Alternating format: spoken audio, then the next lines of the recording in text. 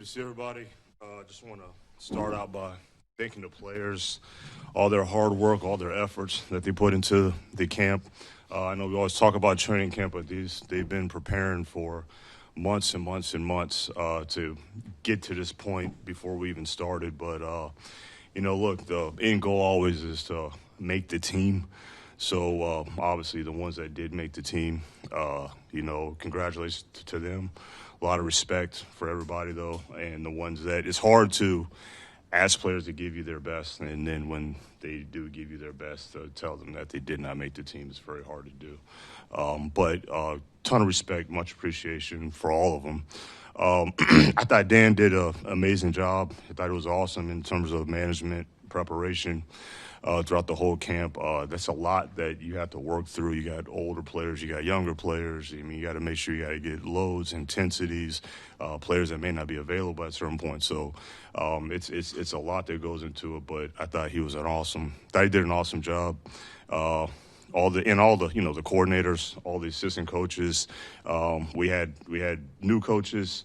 I'm very impressed getting a little bit more up close with them, seeing them work on a daily basis, and then even some older coaches that were in new spots, very, very impressed. So we're in really good hands. I think you saw that. You saw some players that got better, made some jumps. So they definitely play a big hand in that.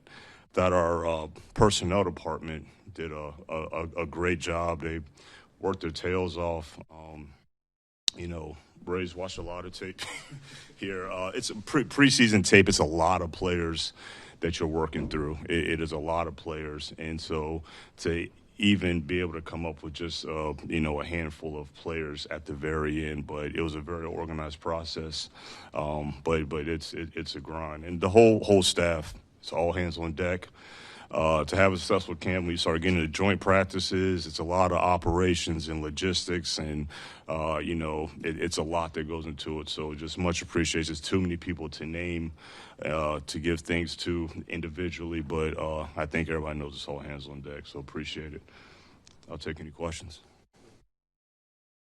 I'm sure you guys have kind of projections on where you expect guys to be on their arc. Were there any players that maybe really caught your eye or surprised you with the jumps they took this year? Yeah. I mean, I thought Terrion made a great jump from what he showed. I thought before he unfortunately got injured, I thought Rakestraw was looking great out there. I think it's well known at this point what Jamison Williams has done to this point, but. And then we got some young guys on that offensive line. I think Christian Mahogany, he's made a jump. He's gotten even better from, the optimism that he showed last year. But yeah, it's a number of guys, I think. And I'm just speaking to the young guys. I mean, guys like Jack keeps getting better and better. But it's a number of them that I could rattle off. But yeah, I was impressed with a lot of them. You talked about multiple times this year about how the team's getting so much better that it's kind of hard to keep some of these developmental projects. Does that mean that you might not go for that anymore? And does that put any pressure on some of the guys who are developing now? Ray's laughing because you look. There's something that we talked about. It's not that we won't go for that anymore. I think everyone is case by case, so it's not just every developmental prospect is in a vacuum. But it's just I think we're at as a roster right now. You're just more cognizant of it. I think there's times and windows to strike here and there, but you're more aware of it as opposed to when we first started. We just had a lot more room for those guys and had a lot more time. So I would never say that we would not take a developmental player, but it just got to be the right situation. With that said, you had two players drafted in 23 in the third round that did not work out. What lessons do you take away from what happened with Hendon Hooker and Broderick Martin? They're not here anymore. Yeah, look, I think, all you can do is put all the work in and feel good when you take the player. Look, I think there's risk involved with every single pick that you do. It was this great definition of risk. I'm drawing a blank on the book. It was one of Morgan Housel's book, and I'm not sure if it was Morgan Housel's quote, but he said, it said risk is what's left after you think you've thought of everything. And I think it's a very clear, vivid illustration of, I don't know how much more preparation that we could have done when we select these players, but it's just a respect of the unknown. So unfortunately, they did not meet expectations in the timely manner that we would have liked for them to do. But you just got to just look at it. I'm a big self-assessment individual. After action review, look at it, analyze it. I think we've already identified some areas already. But yeah, you just got to just learn. You just got to grow and get better. As an illustration of that, would you have taken Hendon this year, considering where you guys are now? Would have taken Hendon this year if we were, because you're saying there's not as much room, I guess, for developmental players, and he was kind of the example of a developmental player who came in hurt. And you're saying we did not have like a number two, like I don't. Yeah, you didn't have Hendon if you needed. Oh no, we still would have done it. If I'm answering your question correctly, because we still brought in a backup to compete with Hendon, with Kyle Allen. So yeah, I can't say that we wouldn't have done it. Again, we felt good about the pick. I don't think we would have done anything from a preparation standpoint to get us confident about selecting him. So, but if I'm hearing your question correctly, yes, we still would have. I've looked at that 1,000 times. Like, look back at it, say, okay, if the player's not meeting expectations, like, okay, would have done different. Now, the hindsight's very easy always, but I've looked at it. I mean, Ray can tell you. I've looked at me and Ray have looked at it. And was like, well, what else would we have? And no, there was nothing. That's Hendon, Broderick, whatever the case was. But your specific question about Hendon, there was nothing from a preparation standpoint that would have swayed our decision.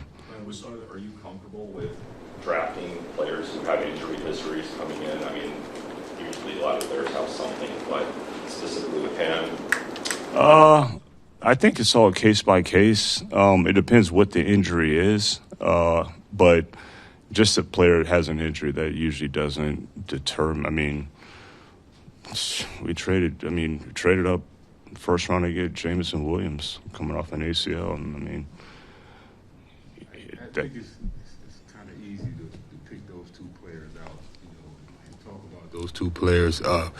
We did a lot of work on both of those guys, and we believe they had the talent to play in this league. And the first thing that comes to my mind is the kid. I think about the kid. The kid's, been for the first time in his life, he's been told you're not good enough. And, how's he doing mentally? How's he doing, Because every time you get a change of scenery, things could go better for a kid. And some kids just need a change of scenery. And, and maybe that's what's going to happen for both of those kids. And but it's easy to pick those two kids out, but those two kids were talented kids, and we did a lot of work on those kids, and wish the best for them first and foremost, and they knew endeavor, Right, you have one open roster spot, just still sort of hanging out there.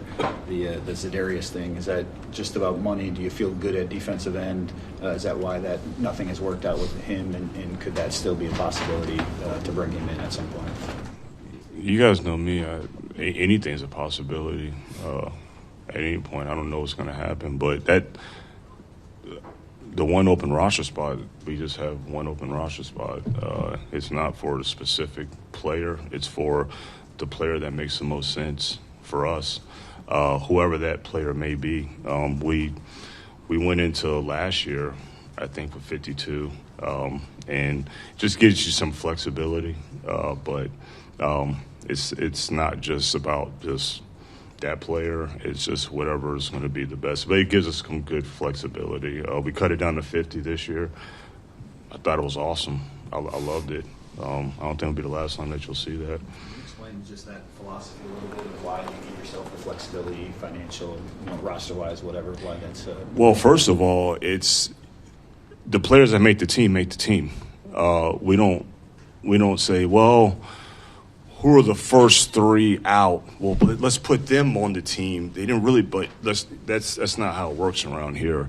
So we had 50 guys make the team, and I think that's credit of how the level has gotten on the roster. But it does give you a lot of flexibility when you start getting into trades and claims and possible external additions that you don't have to worry about, or releasing somebody that you're making plans on to keeping and this and that. So I like the flexibility that it gives us. So with that said, are there active talks with Za'Darius like recently?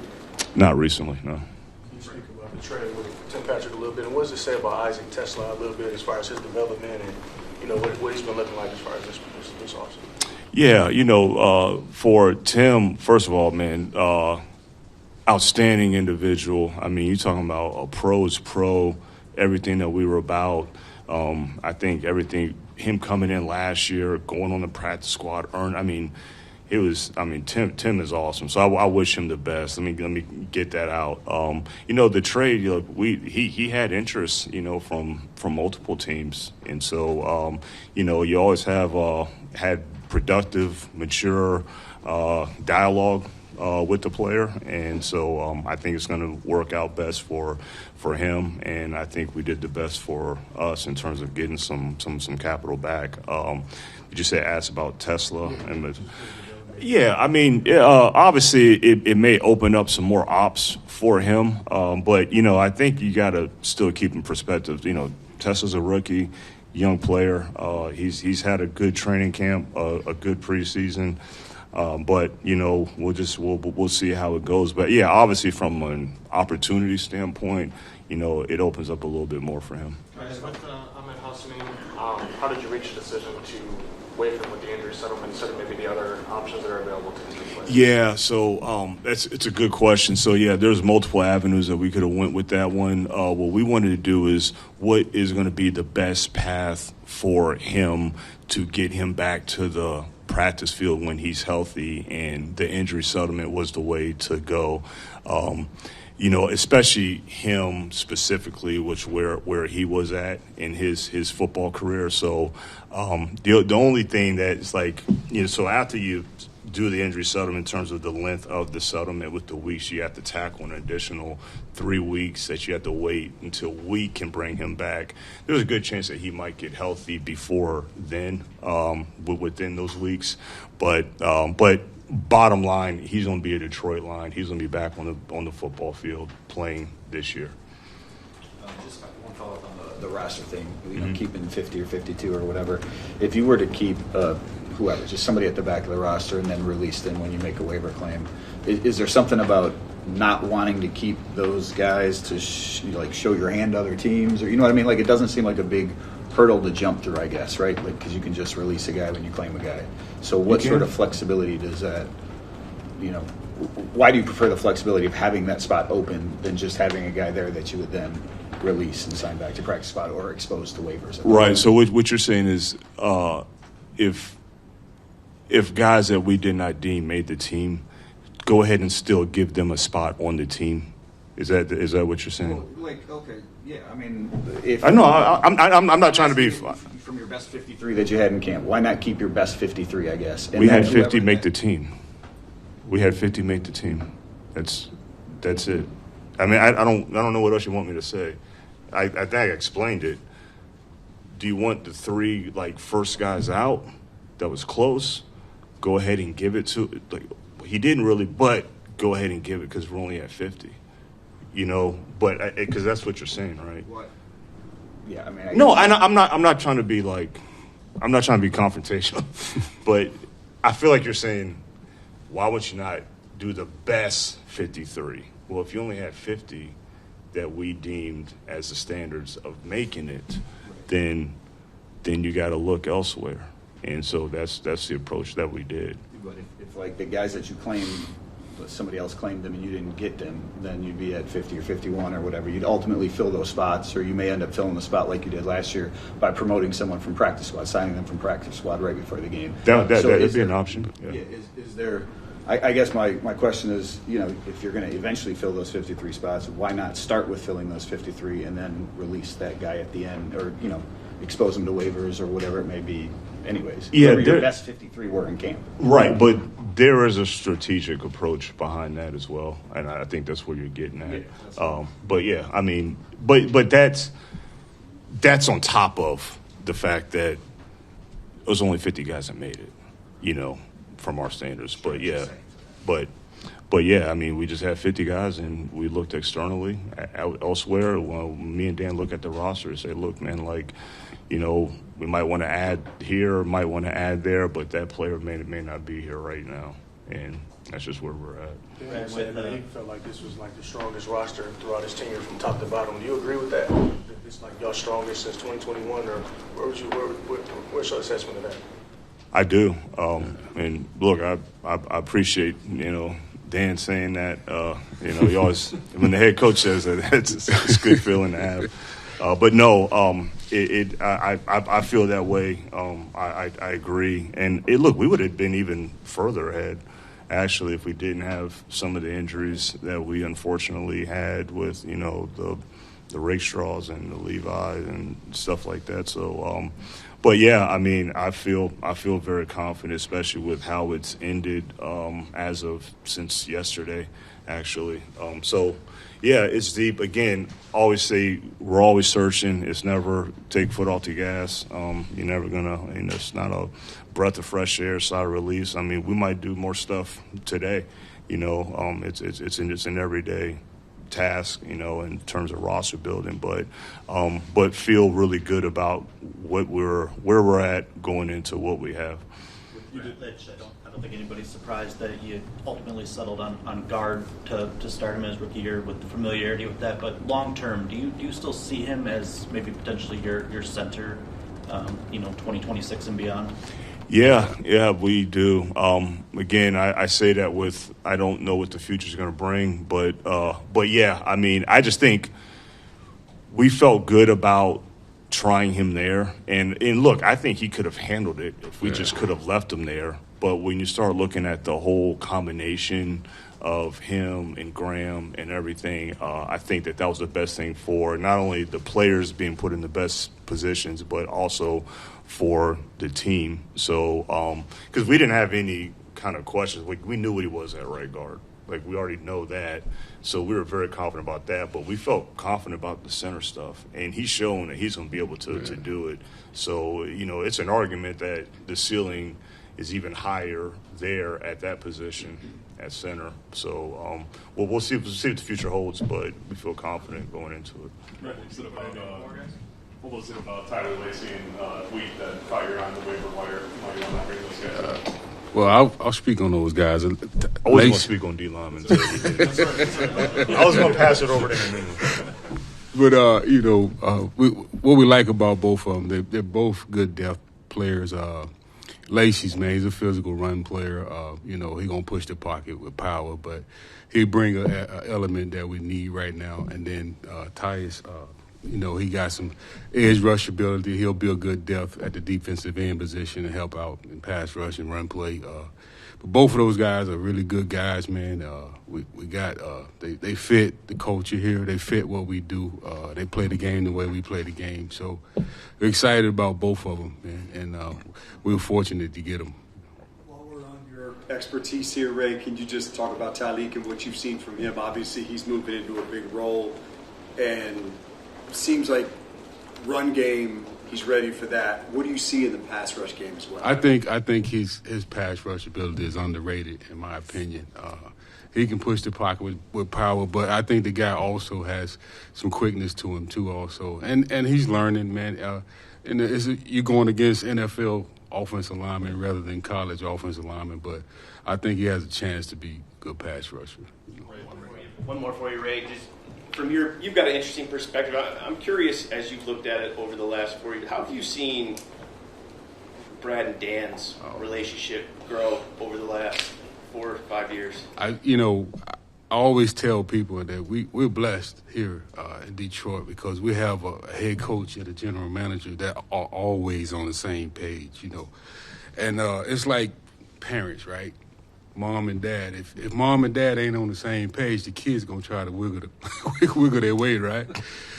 I know me, I grew up, my parents were divorced. Like, when I wanted to go hang out, I went over my mom's house because she was a little more lenient. My dad was very strict, so I didn't want to be at his house if I want to stay out late. So with our head coach and general manager, there's nowhere for our players to go and try to get it.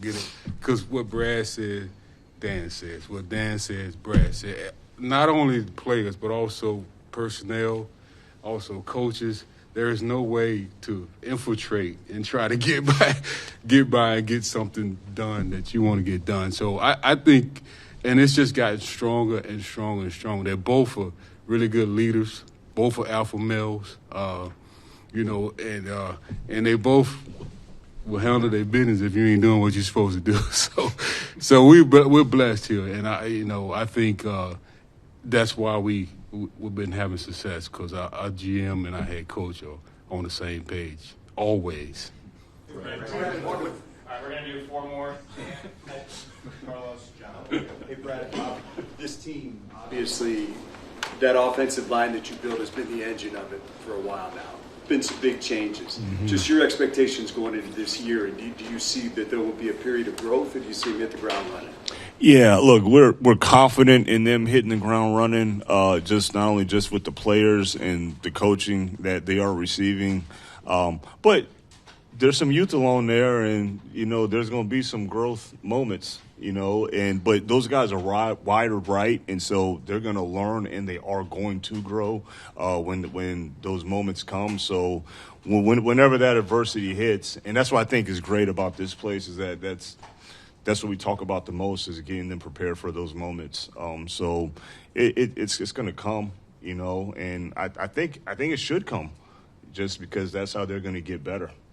Last questions for both of you, but it seems like handling organizational turnover has been kind of part of the plan from the very beginning. Just wondering how you've seen the organization prepare for that turnover over the years. Yeah, so that's something that we actually do look at quite a bit, and we try to prepare and have succession plans in place for. It's not always widely advertised, but internally, that is something that you have to look at, and because you have to be prepared, especially when you start having success. I think everybody says that, you start having success, everybody's going to pick, but sometimes it might be somebody that you're not expecting that gets picked or poached. That's something that we constantly look at every year, actually, and so you don't have to wait till the collision happens. You want to get in front of it and make sure you have plans in place, and whether that's internally or if it's an external candidate. But I think it's very important, because if you start racing and scrambling and trying to just kind of fix it afterwards, then you may feel great about it at the time, but that you kind of rushed some things, took some shortcuts, and so you might feel it on the back end. Yeah, Brad, just wanted to get your thoughts on Alex Anzalone's contract issue this summer. What were your thoughts on his hold-in and him speaking publicly about his dissatisfaction with his contract? And is it kind of a sign of just, as you guys get better and you're going to have to pay a lot of top-end money to some guys coming up, you're just not going to be able to pay everybody? Yeah, I think that's part of it, is that we do have a lot of players that we're planning and we're trying to keep around, but also understand from Alex's standpoint too. Always said with Alex, he's always been a good player, and he just happened to go through some things early in his career that he peaked a little bit later. And so when you peak a little bit later than now, but you have all these other things going on, and it's hard to make the forecast sometimes. But I understand where he was coming from. We had productive communication with that, and I'm glad that we could have, we came to a resolution for the immediate.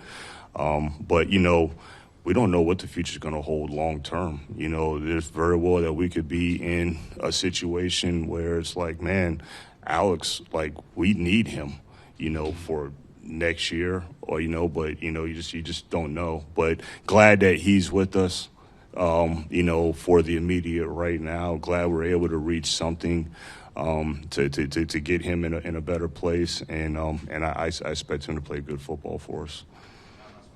Brad, we all understand the mission every year is to win the Super Bowl. So why, when you leave here today, are you comfortable that the team has been put together in a good spot that may be the best chance for this organization to win their first Super Bowl? I just think the message and the continuity just has never changed, and I think all the players and the whole organization understands what the mission is, like you said, and what the message is, and is that continue to get better. It's onward. You got to keep putting the work in, and I do think in terms of from a team standpoint, like I said, I think we're at a point with the roster that we can compete. I like our depth. I think we have really good skilled players. I think our quarterback's playing at a really, really high level. I know we have a new offensive coordinator, but the defensive coordinator is not a new face. And as long as Dan's here, I got total faith in the direction of the team. So I think with all those components, and look, we have at the end of the day, we have really good ownership, and so it all comes down. It starts at the very top, and I know everybody says that all the time, but it literally does. And so we're just led in the right direction from the very top with the support that we have, and it's a pure trickle-down effect. So I feel great with where we're going. Hey, I would go ask you a question. I usually don't talk about this, but fortunately, I was on a team that won a Super Bowl, and at every level, we had difference makers, and I believe this team is that, at every level we got difference makers on the field, and we just got to go out and do it. It ain't nothing guaranteed, but when you look at certain teams that win Super Bowls, with those guys that are difference makers, the Hutchinsons of the world, those guys, the St. Browns of the world, those guys that are difference makers, they show up in those times when you're trying to win the Super Bowl. Now, I play with a lot of gold jacket guys, so that's a little different. But I believe some of our guys headed that way too. So, since you just mentioned Aiden, just before you go, how important is it to you to try to get Aiden and/or Jameson done? I did not mean for that to happen. Right? I really did not mean for that to happen. I feel Ray's body language all the time. Say that one more time. How important is it to still try to get those guys, Aiden in particular, maybe Jameson too? Before Yeah, still nothing's changed from our end in terms of the importance of getting something done. We have had dialogue that has started. And so we'll just kind of see where it goes. But in terms of the level of importance, that has not changed. It is very important. You're talking about. Yeah. Thank you, Brett. Thanks.